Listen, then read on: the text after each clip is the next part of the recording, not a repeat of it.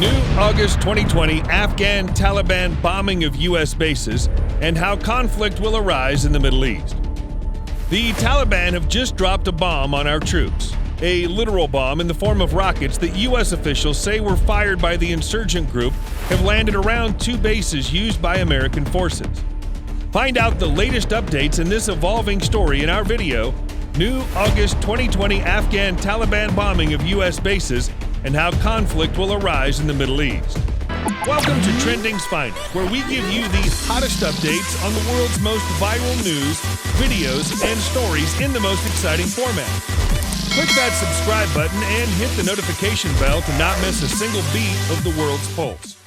Rockets launched at a U.S. military base and a joint U.S.-Afghan airfield in southern Afghanistan in recent weeks are believed to have been fired by the Taliban, according to three American military officials, in what would amount to a clear breach of the peace agreement between the United States and the insurgent group. Find out the exact details of the attack, the casualty report, and what this means for conflict in the Middle East, including the most recent September 1 attack against a military base that killed 3 soldiers. Keep watching. Roughly a dozen rockets struck in late July around Camp Bastion, a sprawling airbase used by Afghan and American forces in the southern province of Helmand. And several rockets were fired within the last week or so at Camp Dwyer, a large U.S. military base about 50 miles south of Bastion. A Taliban commander familiar with the region denied that the group had carried out any strikes on American bases in Helmand and said that the group would investigate.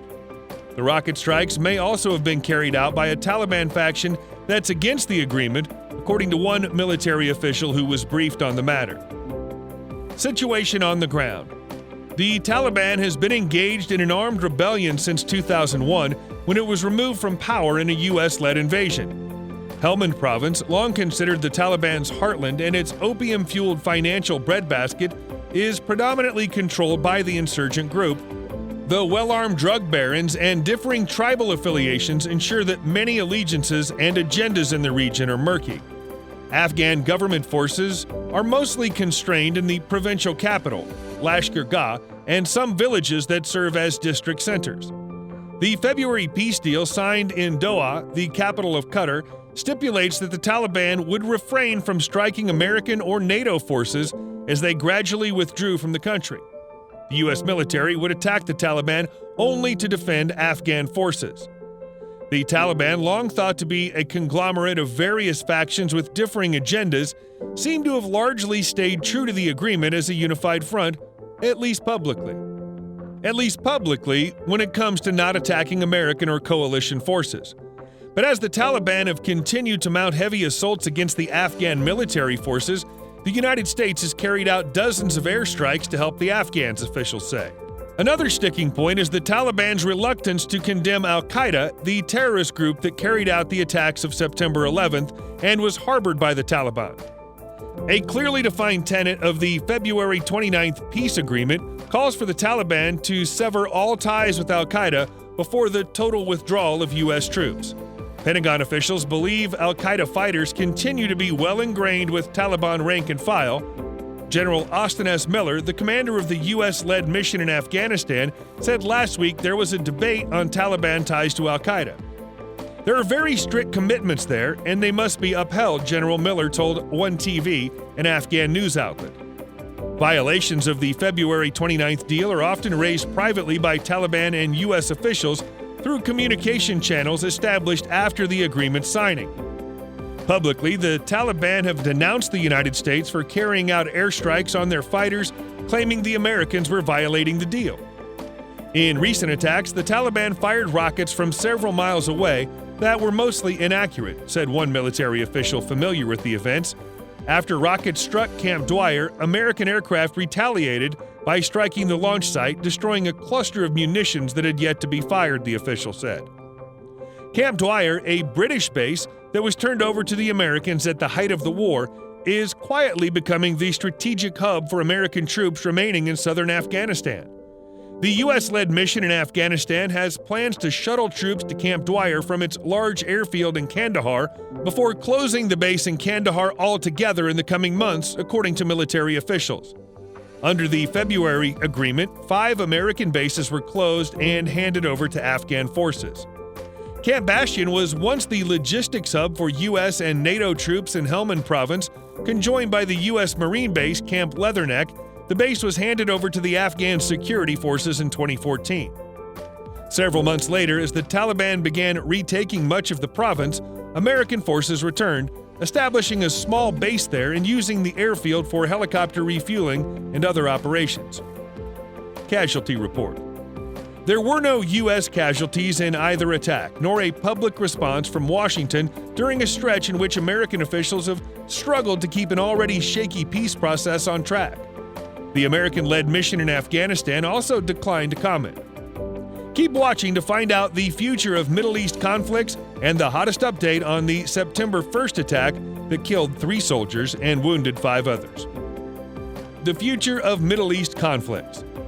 The Afghanistan War, the longest in American history, should have ended 1 year after it began in 2001. It was clear that the Taliban's initial defeat was temporary and that they would return to reclaim their inherent right to the millennium-old land of their ancestors.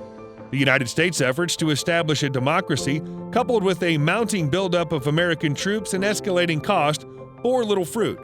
The Taliban relentlessly maintained their counteroffensive and, irrespective of their heavy losses, re-established their central role. This is one part of a bigger picture, said Andrew Watkins, a senior analyst on Afghanistan for the International Crisis Group, a Brussels-based conflict resolution organization. The military's general silence or lack of comment of what seems to be an ongoing dynamic in the conflict feels like a reflection of a larger trend of the Americans willing to overlook ambiguities and how the February agreement is being upheld in the interest of not jeopardizing an agreement that already feels fragile. There are roughly 8,000 U.S. troops still in Afghanistan, with plans to draw down to about 4,500 by the fall. 4 American service members have been killed during combat operations this year, a relatively small number compared to this time in 2019, when more than a dozen U.S. troops had already been killed. The Afghan government and the Taliban are stalled on the cusp of direct negotiations in Qatar as a dispute continues about a prisoner exchange on both sides. Afghanistan's president appointed 46 members to a Council for National Reconciliation, which will have final say on whether the government will sign a peace deal with the Taliban after what are expected to be protracted and uncertain negotiations with the insurgents. The negotiations were envisaged under a U.S. Taliban peace agreement signed in February as intra-Afghan talks to decide the country's future. A series of delays have hampered the start of the negotiations, which some had expected to begin late last month.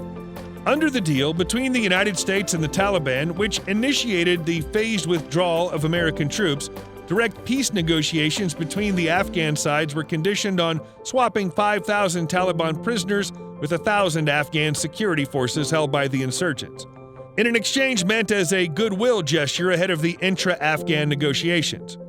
While the Taliban has released the Afghan prisoners, President Ashraf Ghani was reluctant to release 400 Taliban prisoners accused of serious crimes until a consultative assembly convened this month approved their release.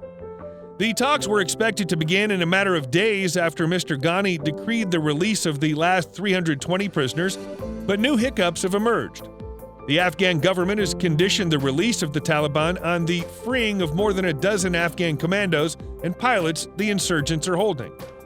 Australia, France, and the United States have also expressed concerns about the release of half a dozen prisoners. While France and Australia do not want those members of the Taliban accused of attacks on their citizens released, the United States has said it has reason to believe 2 of the Taliban fighters to be released would join the Islamic State, a senior Afghan official said. September 1st attack. On a sunny Tuesday in eastern Afghanistan, Taliban insurgents launched a complex attack against a military base in eastern Afghanistan, killing at least 3 public protection forces, an official said. 5 other forces were wounded in the attack, according to Abdul Rahman Mangal, a spokesman for the governor in Paktia province. He also disclosed that a suicide car bomber targeted the entrance gate of the base in the provincial capital Gardez. Then 2 gunmen started shooting at the Afghan security forces. Security forces killed both attackers in a gun battle lasting almost 10 minutes, and the area is now under control, he added.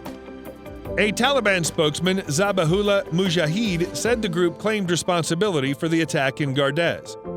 Afghan civilians continue to bear the brunt of the war across the country, despite efforts to launch peace talks between the Kabul government and the Taliban, and to find a plan for post-war Afghanistan. According to a UN report released in July, 1,282 people were killed in violence in Afghanistan in the first 6 months of 2020. Sadly, these developments, coupled with a worldwide crisis of leadership, may well worsen before a new generation of leaders can rise and try in earnest to resolve many of these conflicts humanely, passionately, and equitably to ensure their sustainability. What about you? What gives you hope in the midst of unfortunate news like this? Tell us in the comments down below so we can all share in some warmth and comfort today.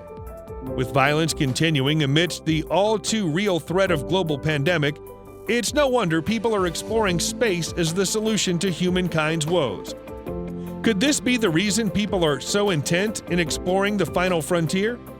Find out in our other video the real reason we're trying so hard to leave Earth. Neil deGrasse Tyson's theory. Is it aliens? Here we give you the top 3 reasons humankind is so excited to leave Earth straight from the American astrophysicist, cosmologist, planetary scientist, author, and science communicator, Neil deGrasse Tyson. Watch until the end to see how leaving Earth is a matter of impressing our alien overlords. Thank you for watching. This is Trending's Finest. Always the trendiest, always the finest.